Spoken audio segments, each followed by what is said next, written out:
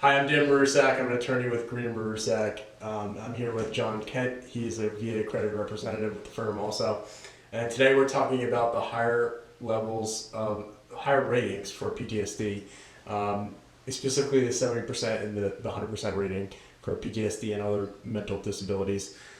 John, let's talk about the regulation. What regulation are we dealing with here? Certainly. So when you're dealing with the regulation for PTSD and any mental disorders, you are operating under 38 CFR 4.130, and that will cover basically all mental disorders except for eating disorders and physical brain disorders such as TBI, Parkinson's, dementia, and migraines or headaches. Yeah, so those aren't included, but like John said, all the other mental disabilities are. So PTSD, depressive disorders, anxiety disorders, stress or other stress-related disorders all get grouped under that diagnostic code under 4.130. Yep, and importantly, even though a veteran can't have multiple diagnoses of these different disabilities, you will only receive one rating for the combined symptoms of all these disabilities. Otherwise, VA would consider pyramiding. So you can have PTSD with major depressive disorder, with generalized anxiety disorder,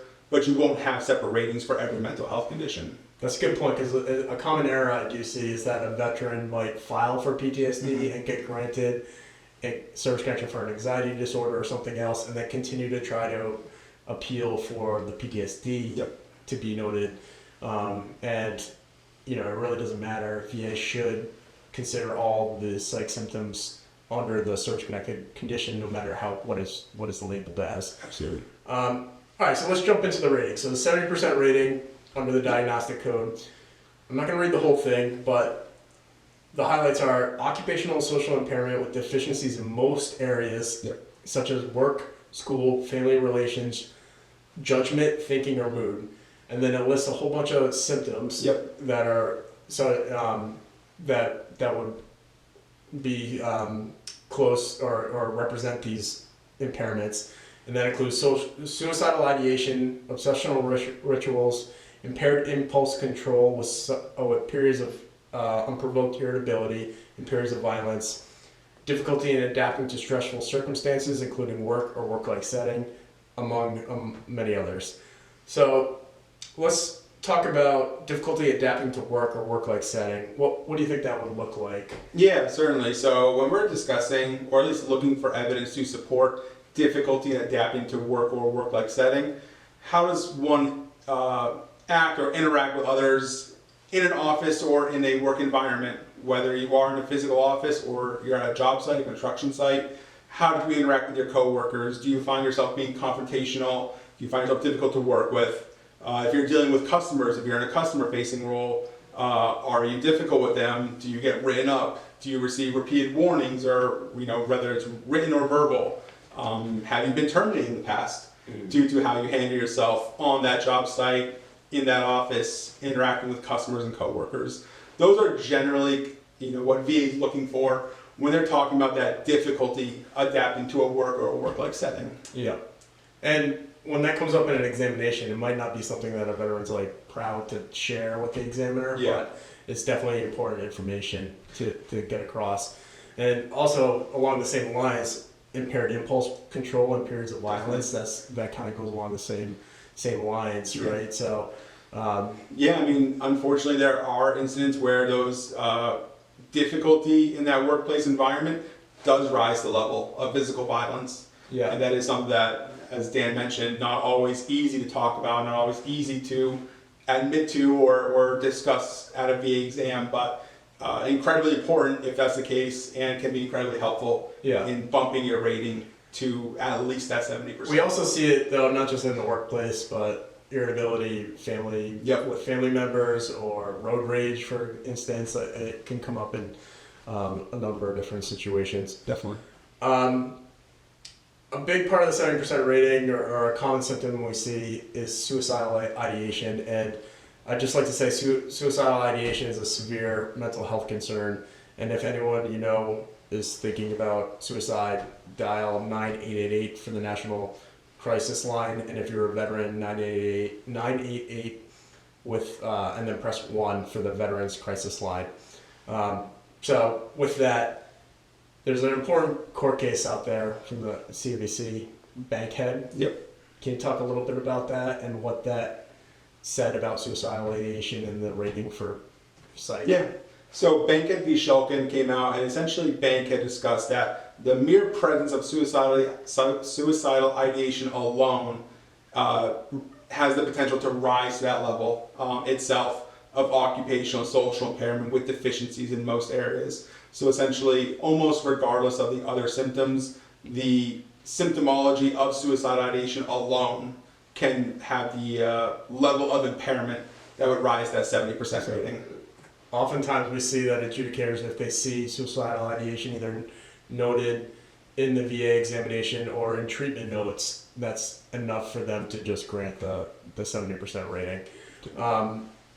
One thing that we saw in the past that hasn't been coming up as frequently now was that examiners were trying to distinguish between passive suicidal ideation and active suicidal ideation. So active would be a veteran that had thoughts or a plan for suicide, and then passive ideation was thoughts of death but not really a plan. Yes.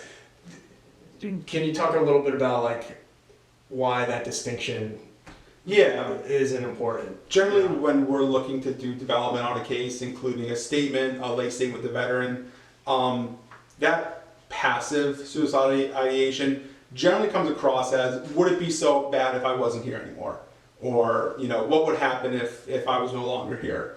It's not that active, intense plan, much less attempt. When we are talking about active suicidal ideation, you are looking at history of suicide attempts, active plans, what a veteran could be actively thinking about doing, not just those, thoughts that creep into a veteran's head if it comes up. But the important thing to note is that whether it's active or passive, it's still suicidal ideation at the end of the day. Exactly. And that VA should consider that sufficient for the 70% rating. So really the distinction doesn't matter as long as, if the symptoms are there, then that's sufficient to meet the rating. Yeah. So, all right, let's move on quickly to the 100% rating. So for the 100% under the diagnostic code, VA is looking for total social and occupational impairment, and they list symptoms such as gross impairment in thought process or communication,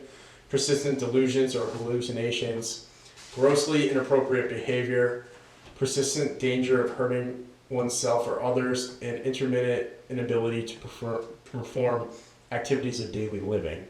So right off the bat, total occupational impairment. Can you work can you get a 100% rating for psych condition while you're working?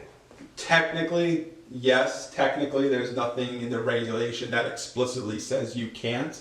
However, it is very difficult. Essentially, if VA is conceding and establishing that your mental health disability is of such severity that it is rendering you totally occupationally impaired, VA is pretty much saying it is almost impossible to work a substantially gainful occupation if you're going to receive that 100%.